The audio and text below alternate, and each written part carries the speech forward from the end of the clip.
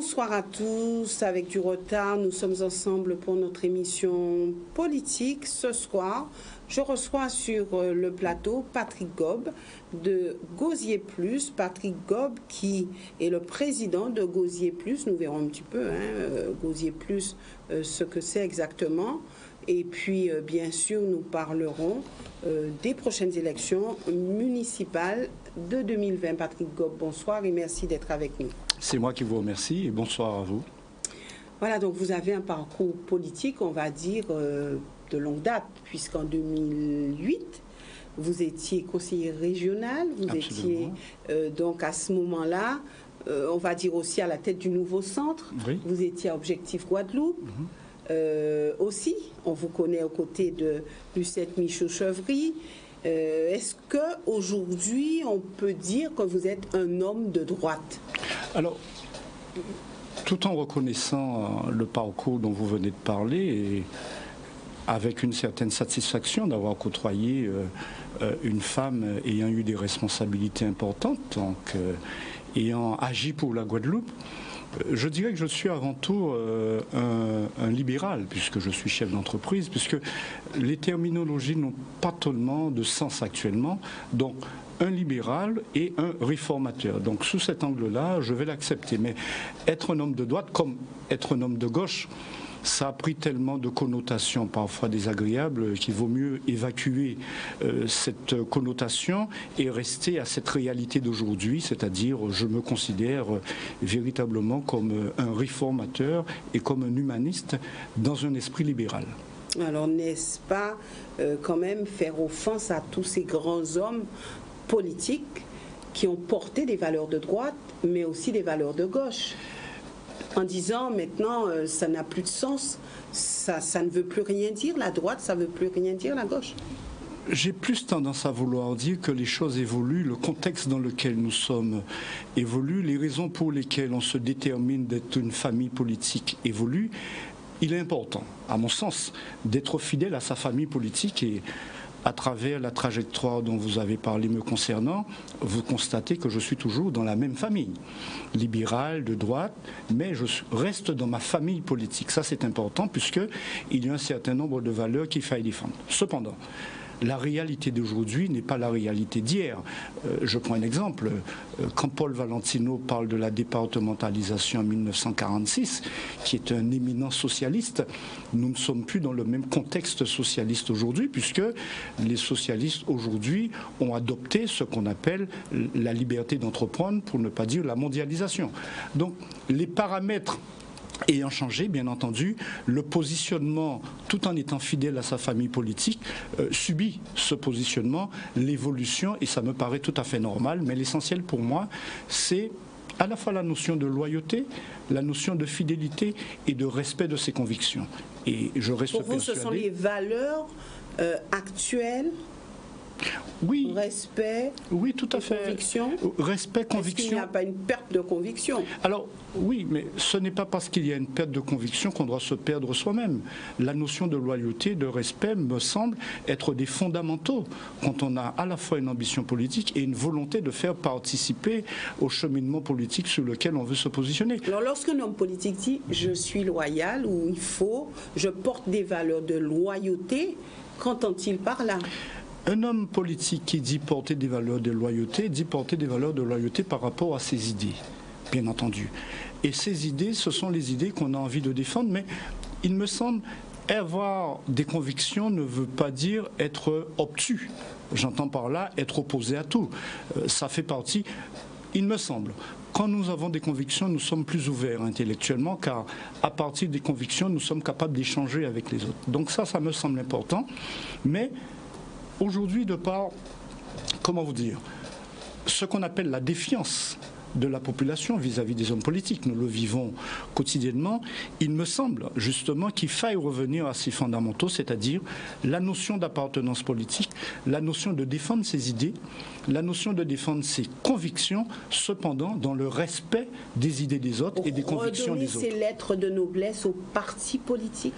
Je crois que vous avez trouvé le mot juste. Redonner ces lettres de noblesse aux partis politiques permettant à la population de faire des choix pertinents et réfléchis. Car aujourd'hui, trop souvent, nous voyons un mélange des gens qui permet ce que j'appellerais un aller-retour. J'ai presque envie de dire, on serait à l'armée, on aurait tendance à traduire en justice un certain nombre de déserteurs, puisque les gens passent d'une famille politique à une autre en fonction des opportunités ponctuelles. Les prisons seraient pleines. Oui, et j'ai presque envie de dire, la cour martiale ne manquerait pas de travailler beaucoup, mais nous n'en sommes pas là. On le dit pour pouvoir imager, mais c'est vrai que quelque part, la population s'y perd quand nous voyons ces voyages permanents d'hommes politiques, justement, n'ayant pas cette colonne vertébrale nécessaire permettant savoir perdre une élection, savoir être loyal et savoir être derrière ses convictions. Cela me semble fondamental. La mobilité politique ? La mobilité politique, et je pourrais reprendre une chanson de Jacques Dutronc, hein, certains changent de veste, d'autres finissent par changer de pantalon.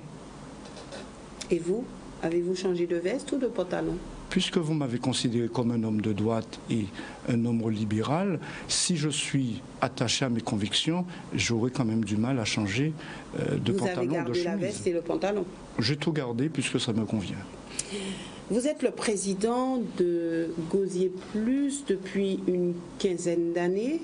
C'est vrai qu'on vous connaît plus sur le territoire de Pointe-à-Pitre. Est-ce qu'on peut dire que les Gosiériens vous connaissent? Alors, c'est une excellente question, pour deux raisons. Quand vous me dites être mieux connu sur le territoire de Pointe-à-Pitre, je le revendique de par le fait, ma mère était une commerçante éminemment connue de Pointe-à-Pitre, mais cela n'empêche nullement le fait qu'elle ait vécu très longtemps à la fois à Sainte-Anne et au Gosier. Et pour vous donner juste une idée, hein, la majorité des membres de ma famille vit au Gosier. Il est bien entendu que moi-même je vis au Gosier et en particulier à la Broye. Donc je n'ai pas de mal à porter à la fois une appréciation et une volonté d'être partie prenante à la vie de ma commune. Pourquoi ? C'est vrai que, ayant une activité entrepreneuriale très importante, hein, puisque j'ai été membre de la Chambre de commerce, de la Chambre des métiers, j'ai presque envie de dire j'ai eu plutôt une activité éminemment régionale. Donc je suis, sans rougir, relativement assez connu sur le territoire de la Guadeloupe, mais cela n'empêche nullement, étant gosérien à la fois de par le fait que j'y habite et que ma famille y est, de vouloir participer, depuis le nombre d'années que vous avez indiqué, avec d'autres amis gosériens à la vie de la cité. Car, je tiens à le rappeler, la politique c'est quoi? C'est s'occuper de la vie de la cité. Je suis dans la cité de ma commune, donc je m'occupe avec d'autres à la vie de ma cité. Donc il me paraît tout à fait normal de porter ma contribution, de porter ma compétence éventuellement au service de mes compatriotes et en particulier au service de mes compatriotes du Gosier. Avec Gosier Plus, qu'avez-vous porté à la commune? Alors, je serais tenté de vous dire, nous allons porter, puisque aujourd'hui nous avons une échéance importante et je pense, pour répondre à l'exigence de proximité qui est demandée par notre population et en particulier par la population du Gosier, pour porter ce que j'appelle le besoin d'écologie, car aujourd'hui c'est un sujet important, mais surtout pour porter ce que j'appellerais le désir de vivre ensemble. Il faut, me semble-t-il, et avec d'autres, puisque notre démarche est avant tout une démarche collective, il faut à partir de ces trois éléments être en capacité de, comment je pourrais dire, décapsuler la bouteille de l'espérance, décapsuler la bouteille du changement, et je crois que c'est ainsi que nous allons pouvoir répondre aux aspirations de la population. Au Gosier, il y a pléthore de candidats. Comment sortir votre épingle du jeu?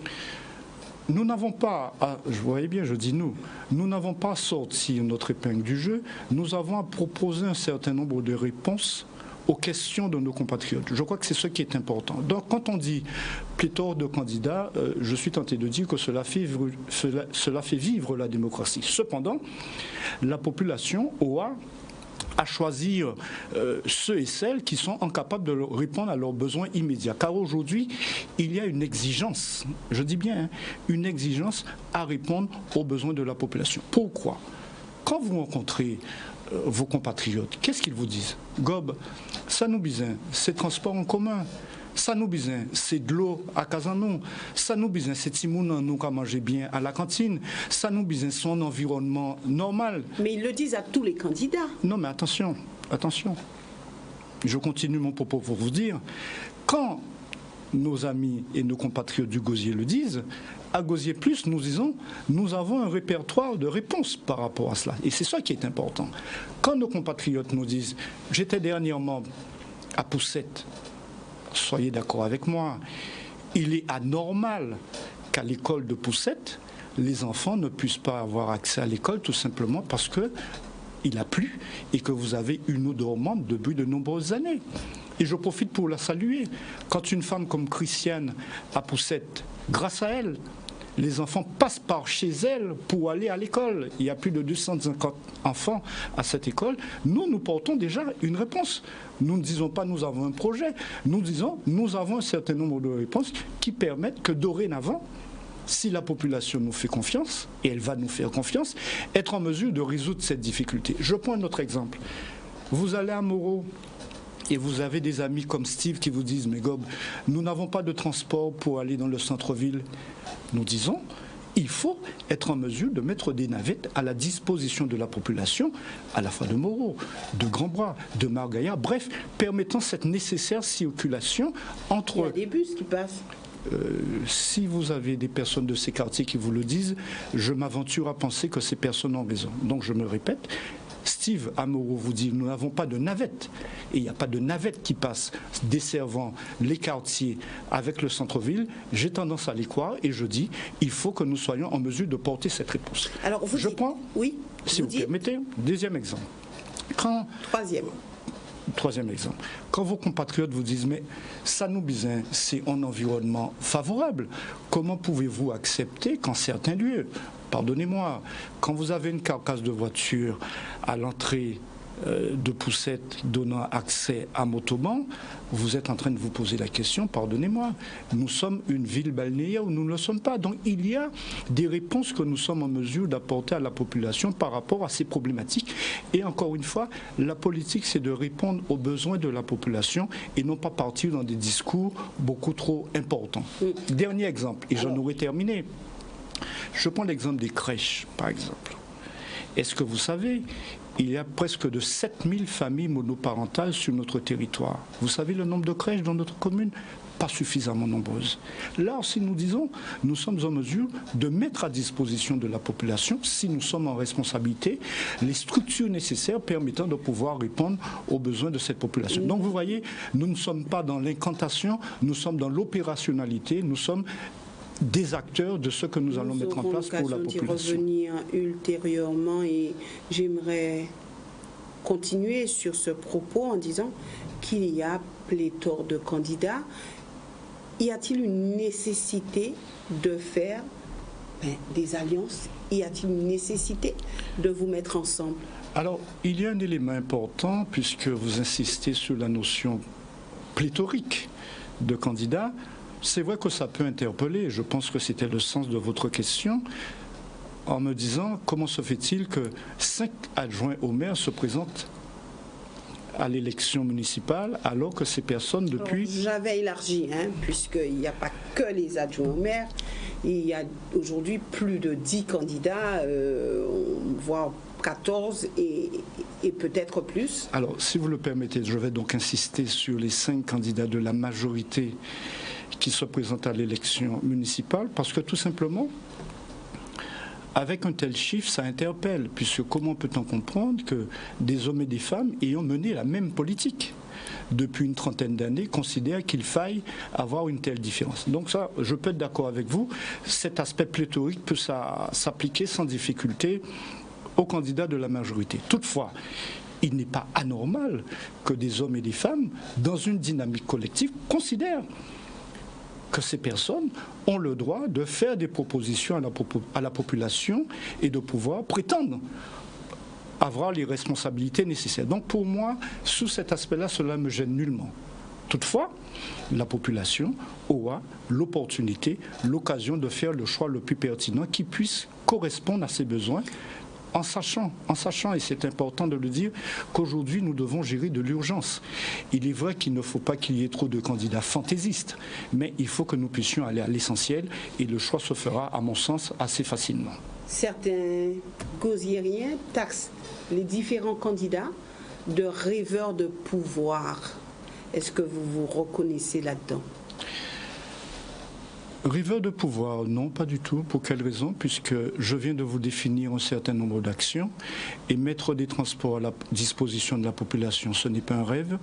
Vouloir mettre des crèches à la disposition de la population monoparentale, ce n'est pas un rêve. Vouloir faire en sorte que d'avoir une commune qui soit une des communes les plus attractives du département, je ne pense pas que ce soit un rêve. Alors c'est vrai qu'on a l'impression que lorsqu'on parle de pouvoir, lorsqu'on parle de rêve, ça peut déranger. Qu'est-ce qui peut déranger que de vouloir être au pouvoir? Qu'est-ce qui peut déranger un homme politique, un candidat qui se présente à une élection, de rêver de pouvoir? Ben, écoutez, on aurait tort de rentrer dans cette démarche de rêver de pouvoir, puisque le pouvoir, c'est l'exercice du pouvoir qui est important. Moi, ce qui m'intéresse dans le pouvoir, c'est l'exercice, être en capacité de faire. C'est vrai, et là vous n'avez pas tort, je crois comprendre ce que vous voulez dire. Quand vous entendez des candidats vous dire « j'ai envie d'être maire », je pose tout de suite la question « oui, mais le jour d'après, qu'est-ce qu'on fait ?» Parce qu'on a l'impression que pouvoir n'est pas égal à action. C'est surtout ça. Et on a surtout le sentiment, à travers ce que je viens de dire, pour moi, le pouvoir, c'est l'action, puisque je viens de vous citer un certain nombre d'actions sur lesquelles nous sommes déjà en capacité de faire... défendre. Non, il n'y a pas de raison de s'en défendre, bien entendu, mais il n'y a pas de raison de penser qu'on rêve à partir du moment où on met en application ce que nous considérons être des actions permettant à la population de se sentir dans de meilleures conditions. Avec qui allez-vous à cette élection? Est-ce que vous avez pensé à faire l'unité, à rassembler l'opposition? Comment vous positionnez-vous par rapport à cela? Alors, le positionnement est très simple, c'est une volonté de bien faire avec tous ceux et toutes celles qui ne se reconnaissent pas dans la politique qui a été menée depuis 30 ans. Alors, si on peut parler d'un postulat, il n'est absolument pas question pour nous de diriger ou de prendre la responsabilité de notre collectivité avec ceux et celles qui ont dirigé pendant 30 ans. Moi, on est clair là-dessus, le changement oui, mais le changement vraiment. Ça, c'est un premier point. Deuxième élément important pour nous, et ça c'est très symptomatique de la réalité locale actuellement, nous mettons en place ce que nous appelons une charte de déontologie. C'est-à-dire, nous nous engageons vis-à-vis de la population d'avoir un certain nombre de comportements, de responsabilités et de probité par rapport à l'action publique. Il y a trop d'affaires actuellement qui décrédibilisent l'action publique. Il est normal qu'aujourd'hui, si nous avons la prétention de parler au nom de la population, d'avoir au minimum un certain nombre de qualités, un certain nombre de probités pour que la population, encore une fois, n'ait pas à se plaindre de sa classe politique. Pour l'instant, vous êtes un groupe structuré. Alors, qui vous soutient dans cette démarche? Bon, il est évident, je vous connais dans votre pertinence, dans vos questions. Il est évident qu'on ne peut pas actuellement dire quelles sont les personnes avec lesquelles nous sommes, parce que je ne suis pas autorisé à le faire. Mais si vous voulez une réponse claire et nette, la réponse est la suivante. Effectivement, nous sommes dans une discussion intéressante avec un certain nombre de personnes, mais sur ce que j'appelle une plateforme de solutions pour la population. Quand on me parle de projet, nous ne sommes plus au projet, nous sommes dans la réalisation. Donc aujourd'hui, on a dépassé le stade du projet, parce qu'un projet c'est on va faire, on verra. Non. Écoutez, pourquoi parler de projet quand quelqu'un vous parle de problèmes d'eau? Moi aussi j'ai des problèmes d'eau, j'habite à la Broye et je n'ai pas d'eau. Moi aussi, j'ai des problèmes d'environnement. Je fais ma marche le matin, j'ai des carcasses de voitures le long de ma route. Donc, il est normal qu'aujourd'hui, nous soyons en mesure de dire voilà les solutions que nous proposons, c'est-à-dire nous sommes immédiatement en situation de porter les réponses adéquates à la population de notre collectivité. Une autre fois, vous avez dit oui, nous sommes en train d'échanger avec d'autres pour voir si nous pouvons faire l'unité. Chez un de mes confrères, vous avez parlé de Cédric Cornet, qu'est-ce que ça a donné? Il me semble que j'ai donné une réponse, donc je ne ferai pas de commentaire. Plus de tractation, plus de... non? J'ai déjà donné une réponse, donc je ne ferai pas de commentaire là-dessus. Par contre, si vous me dites en termes de propositions, j'ai parlé de modernité économique. Non, les projets, on les verra. Non, mais je vous dis, mais je tiens à le préciser. Savoir avec qui vous y allez, comment vous vous positionnez. Et je vous ai donné 2 éléments fondamentaux. Au risque de me répéter. Alors, je vais reformuler, si vous permettez. Ben, je vous en prie. Je vais reformuler.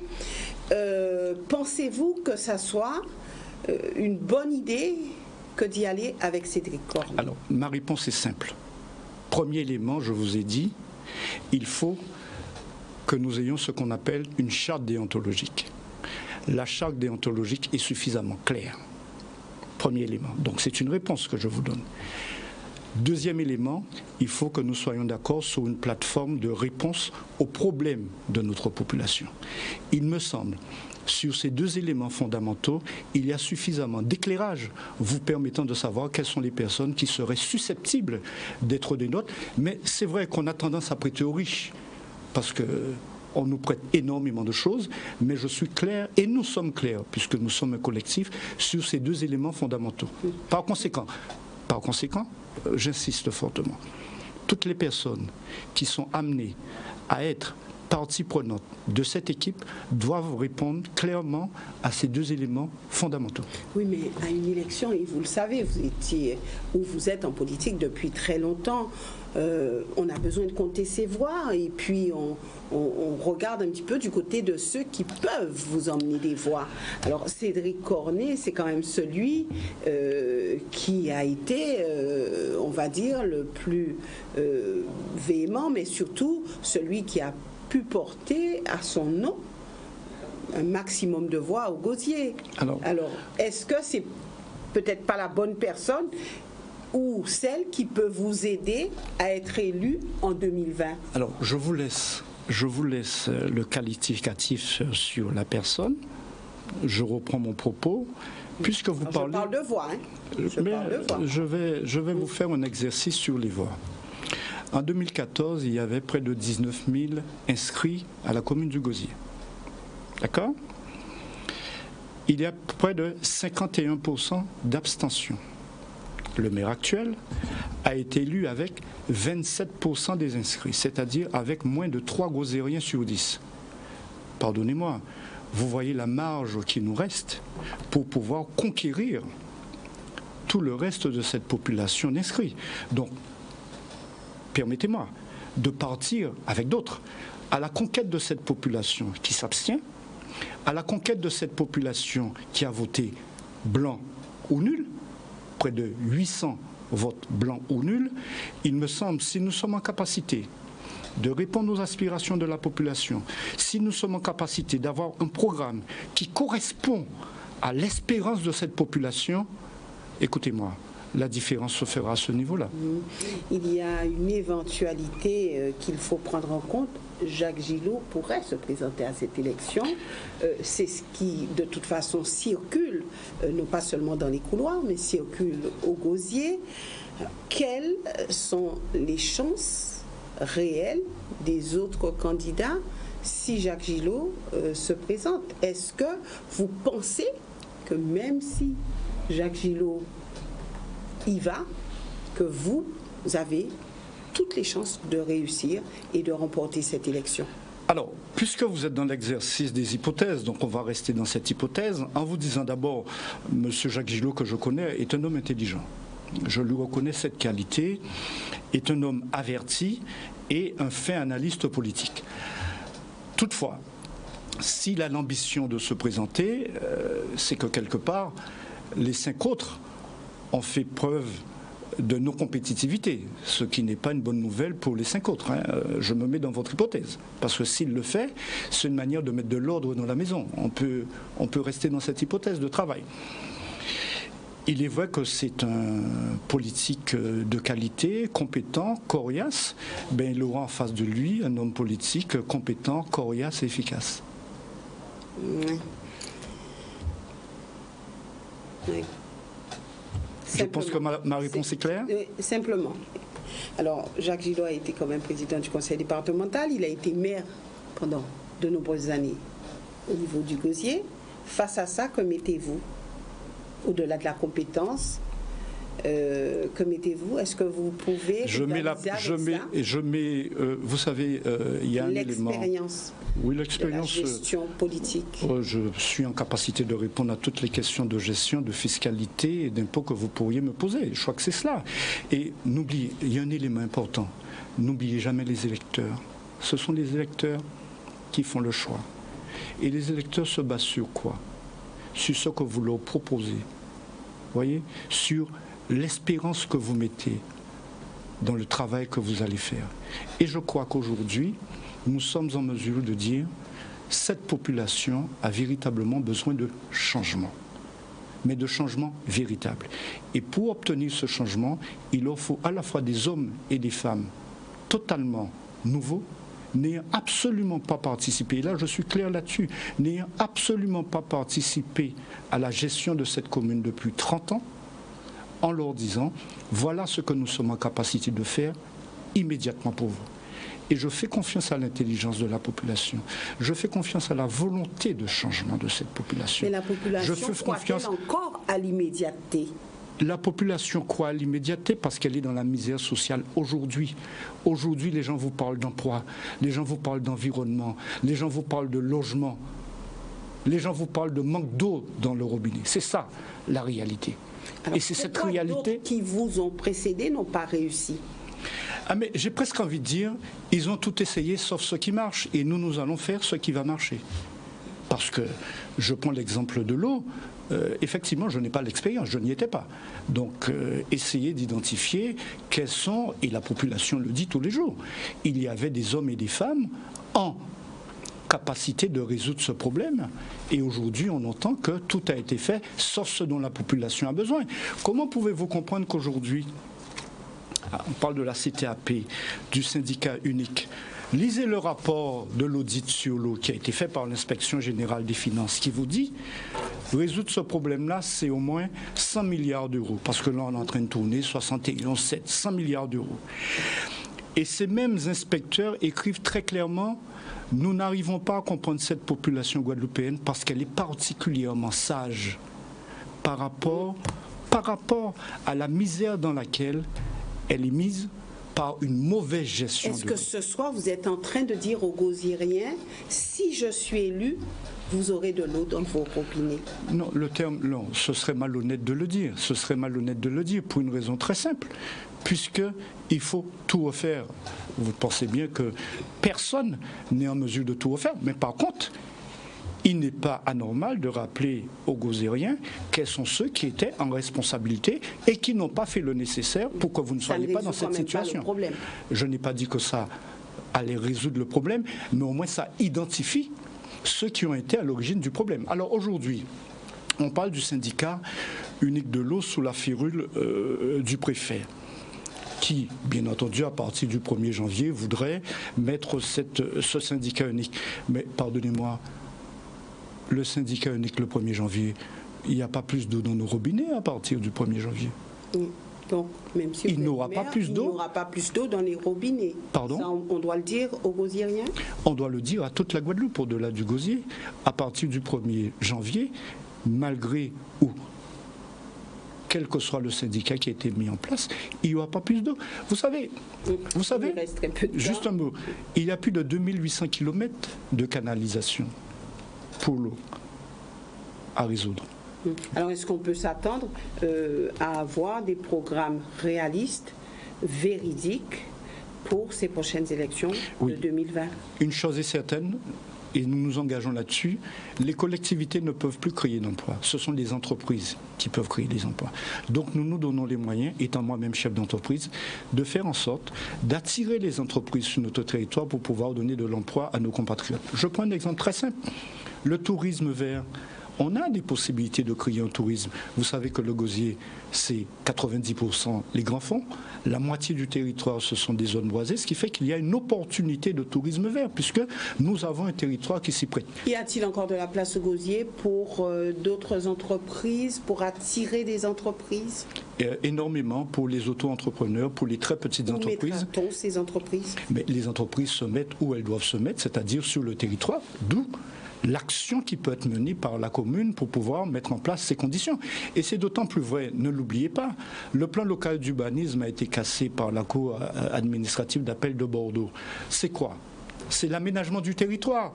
Donc, en étant en responsabilité avec cet aménagement du territoire, nous allons pouvoir créer les conditions pour que les entreprises viennent sur notre territoire et créent les emplois nécessaires pour nos compatriotes du Gosier. Patrick Gob, nous aurons l'occasion de revenir sur tous ces projets et puis voir si... ce ne sont pas des projets, ce sont des réalisations à mettre en place. Ça sera des projets puisqu'on parlera de programmes. Absolument. À ce moment-là. Merci d'être venu sur ce plateau. Merci aussi à vous, téléspectateurs, de nous avoir suivis. Nous nous retrouvons donc lundi, la semaine prochaine, pour un autre rendez-vous. Et ça sera un rendez-vous où vous aurez la parole, où vous pourrez poser des questions, où vous pourrez vous exprimer. Un rendez-vous à ne pas rater. Excellente soirée à tous et un très bon week-end.